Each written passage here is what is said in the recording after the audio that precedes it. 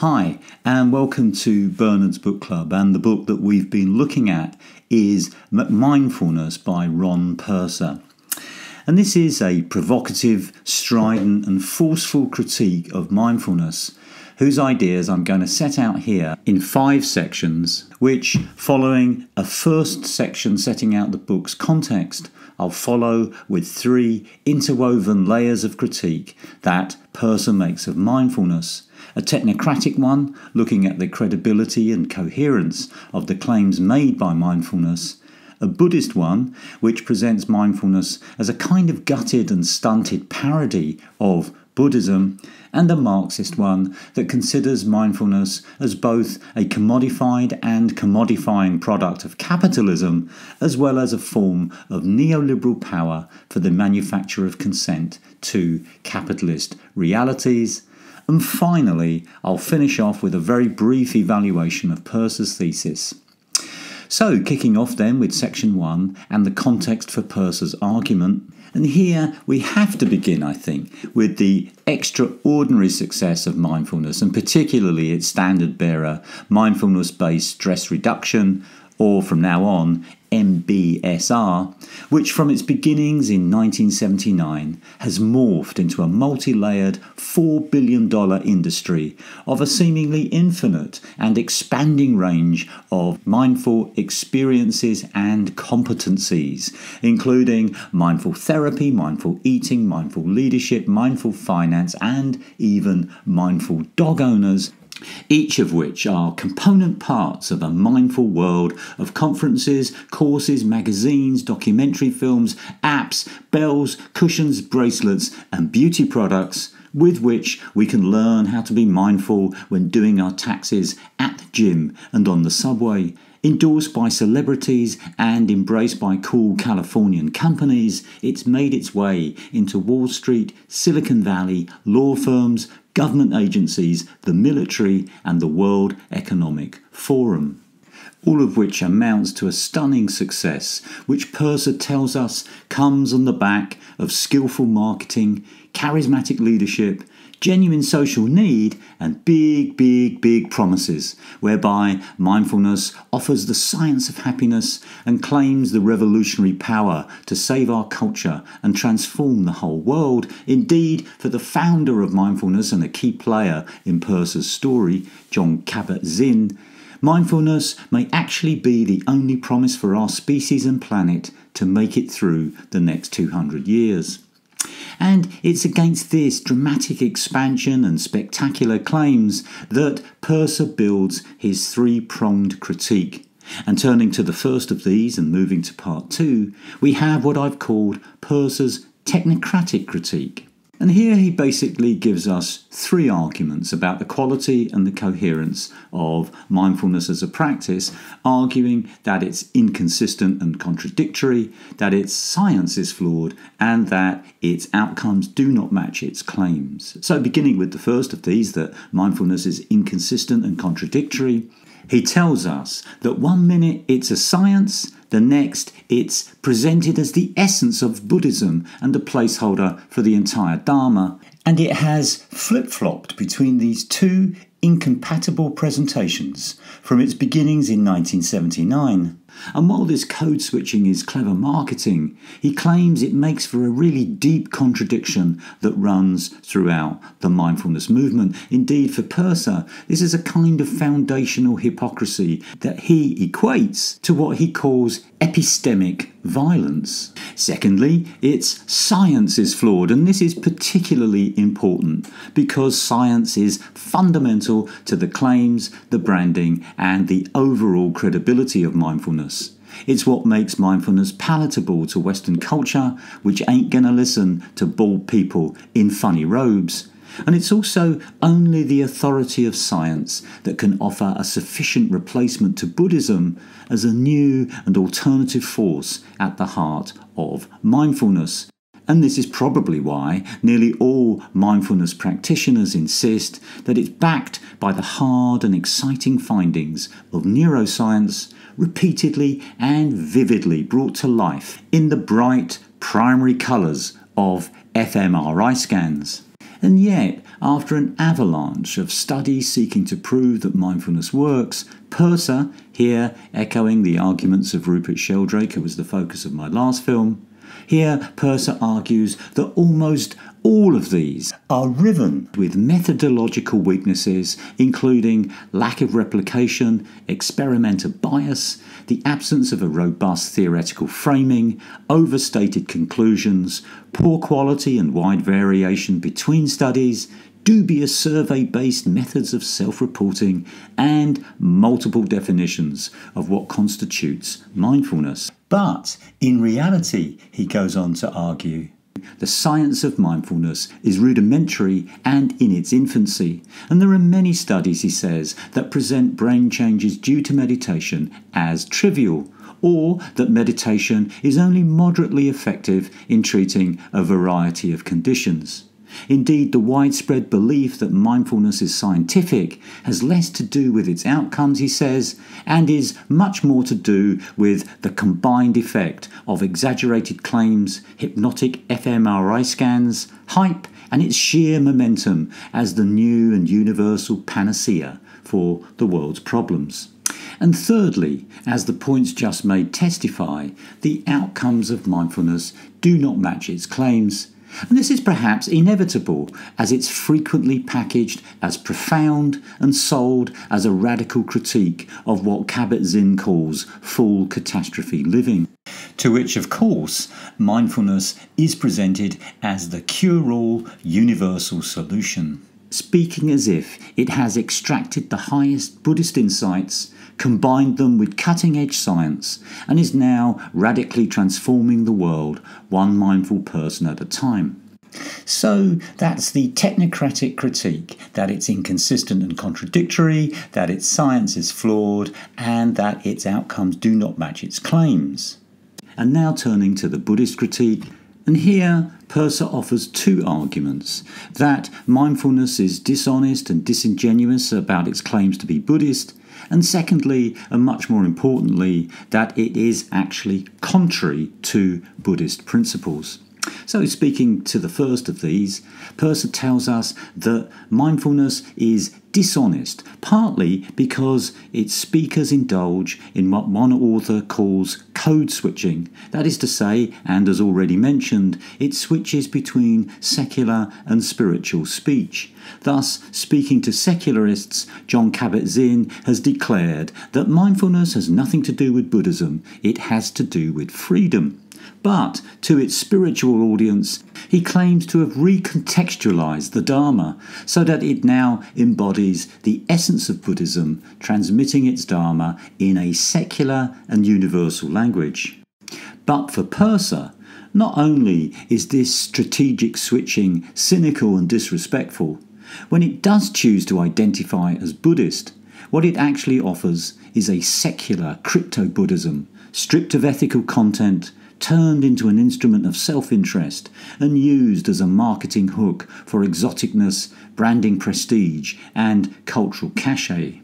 And if it is the case that Kabat-Zinn is somehow recontextualizing Buddhism, then what he's producing is what might be called Buddhism with American characteristics, inserted into narratives of scientific progress, individual sovereignty, and the creative power of capitalism, all of which are anything but universal, much less Buddhist. And for Purser, Kabat-Zinn's claim to have created a new Buddhist lineage is a supreme arrogance, with distant but distinct echoes of Western imperialism. And even the Buddhist legacy of Jon Kabat-Zinn, which is to say the recognised and authentic Buddhist tradition within which he trained, Purser argues, was itself a dilution of the original and pure Buddhist teachings, so that Kabat-Zinn's Vipassana training has, Purser tells us, its roots in what he calls Buddhist modernism, which he says was a reinvention of Buddhism in the face of 19th century Western imperialism, which sought to resist Western power in general and Western missionaries in particular by harnessing the cultural power of religion whilst adapting it to Western categories of reason and science. And whatever the merits of this as a strategy for resistance,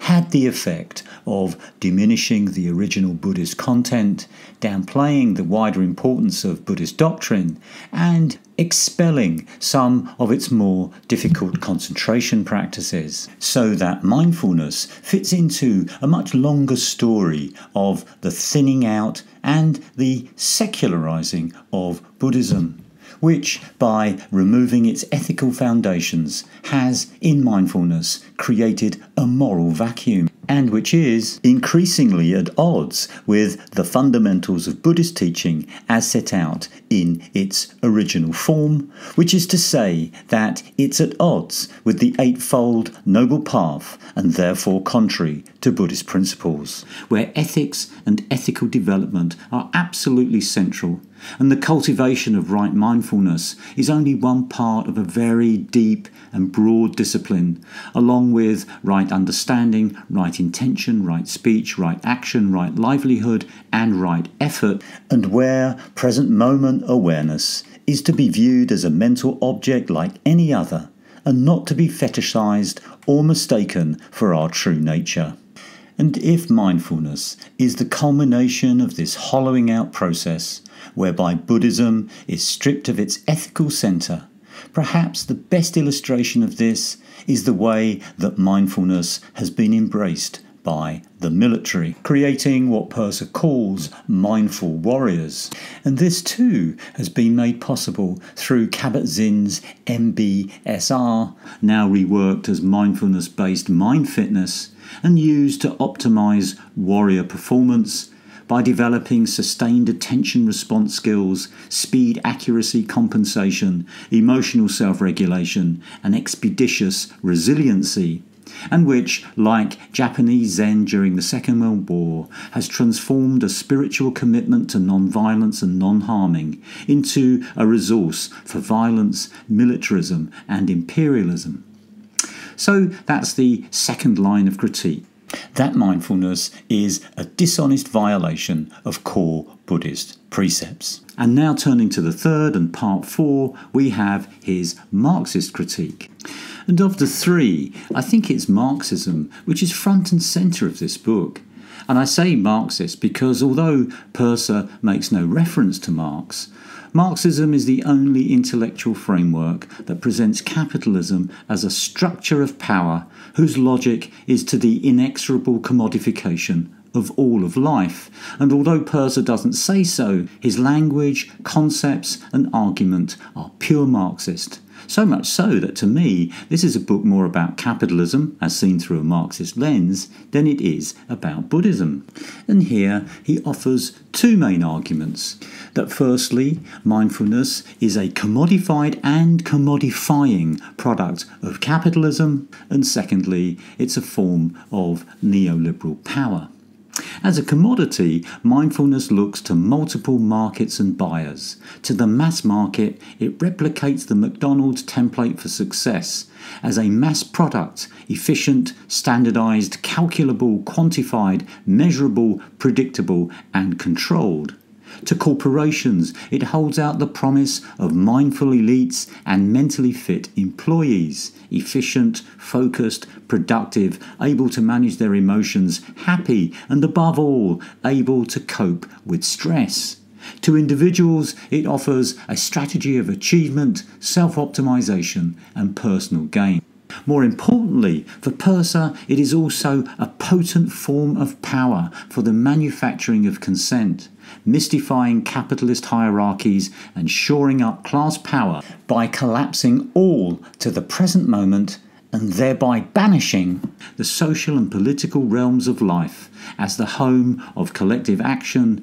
democratic debate and civic virtue, dissolving the citizen body into an individuated, atomised, depoliticised realm of consumers, where everything, including suffering, stress, and the structures of dominance itself, are internalised and privatised and reconstituted as a narcissistic religion of the self. And instead of locating suffering and directing radical action against the structures of power, it abandons critique and debate for the imperative to accept things as they are, an easily assimilated and co-opted capitalist spirituality, perfectly attuned to maintaining the neoliberal self in a form of crypto-Buddhist libertarianism, which valorises individual autonomy, freedom and choice, and where the imperative to non-judgmental present-moment awareness precludes any kind of critical analysis by excluding from its attention history, power and society, as well as the past and the future, and therefore removes any possibility to understand the true source of suffering under capitalism, and which ultimately works as a kind of disimagination machine, holding us in a neoliberal trance and a frozen, apolitical present, uninformed by the past and unable to be inspired by any future possibility. And increasingly, Purser tells us this begins early in what he calls mindful schools, where increasing numbers of public schools in deprived and scarred communities incorporate mindfulness as a way to improve test scores and help the disadvantaged become more resilient. Saving them, he argues, from distracting emotion, anger and unruly impulses, eroding the idea that they could be conscious agents for social change, and preparing for their roles in the capitalist machine. Mindfulness in schools, he says, is part of a broader social structure forming neoliberal subjects. Students are taught to see themselves as entrepreneurial individuals, adapting to circumstances and not trying to change them. Can moments of mindfulness really mitigate the traumas of poverty, pending unemployment, a school-to-prison pipeline, racial profiling, police brutality, gang violence and institutional racism? Indeed, not only is mindfulness woefully unable to confront these brute realities of capitalist-induced injustice, but once again, Purser also sees in this process echoes of imperialism, where troubled youth, primarily of colour, are saved by the teacher hero, primarily white, reinscribing racialised discourse and reviving a white saviour complex first played out by Christian missionaries. So, in all these various ways, Purser sees in mindfulness a form of neoliberal power, what Foucault would call a technique of the self, where mindfulness channels external capitalist power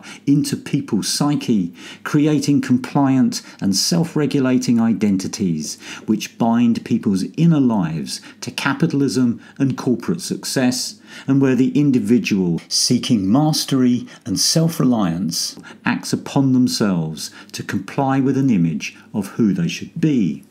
So that for Purser, the most egregious feature of mindfulness is the way that it serves as a technique of internalised power, producing neoliberal subjectivities, entrepreneurs of the self, a self now reframed as our very own personal enterprise, co-opted and conditioned to view the market as the gateway to freedom and happiness, but of course only for those who can maximise their self-interest and deftly manage their internal resources to increase human capital and self-mastery. And finally, his alternative to this neoliberal, commodified, capitalist spirituality also emerges from the values and the positions of his Marxism, as the Buddhist equivalent of liberation theology, which in the face of capitalist dislocation, degradation, oppression and inequality, bears witness to our shared vulnerabilities acknowledges and seeks to understand the social and economic causes of social suffering, restores collective attention to our shared responsibilities, and looks to see things as they really are in our contemporary world, where distortions of power infest our whole culture with delusion, ill will, and institutional greed. This, then, might be seen as a social and civic mindfulness, concerned to repair solidarities and social bonds, which refuses to adopt the outlook of dominant power, does not fetishize the present moment, seeks to embrace the past and the future in the conscious pursuit of change, and is unapologetically anti-capitalist. So that completes Peirce's 3 lines of critique. And turning now to the final section and a brief evaluation of the book, and beginning with arguments directed to its weakness. And I have to say in our discussion that most of us did feel quite critical of this book as a frequently repetitive and often personalised attack at mindfulness in general and Jon Kabat-Zinn in particular. And for some of us, the ongoing sense of underlying hostility simmering just beneath the surface rendered him an unreliable narrator whose assertions they felt to be a sequence of straw men and caricature, whose arguments they felt to be mechanical, and whose conclusions they felt to be overstated. This is perhaps at least partially explained by the fact that 5 of the 10 discussing the book practice Vipassana, and felt that in Peirce's account there was something of my Buddhism is better than yours kind of logic, and we didn't really appreciate how Peirce presented what to us is a profound and authentic expression of Buddhist practice, that is to say, Vipassana, was in effect a dilution of pure Buddhism and the launchpad for the hollowed out and commodified and capitalist mindfulness that he dislikes so much. And in a similar way, even those versed in Marxist theory and sympathetic to the book and its argument felt that his Marxism to be rather crude and essentialist, presenting mindfulness as somehow intrinsic to capitalist power, rather than just one more very specific and American example of capitalist commodification. But this is not to say that the book has no merit, and qualified support came from a minority, including myself, and as I both have my own Vipassana practice, and also consider the explanatory power of Marxism as equal to the destructive power of capitalism, which is to say, I rate it very much, this was always going to be for me an interesting book. And although I agree with many of the criticisms directed to it, when looked at as a case study in commodification rather than as a universal process with universal consequences, I felt the book sustained a stimulating and for me quite a convincing read. Yes, the characterization of a particularly American version of mindfulness as a representative of all its forms was for me too essentialist, and yes, the sense of a personal axe being ground did, I feel, diminish its power. But for those who see capitalism as a machine to suck the life and goodness from all it touches, they will find in this book an impressive range of argumentation and an excellent case study in capitalist commodification. That said, of course, if you don't see capitalism in that way, then you probably will not like this book.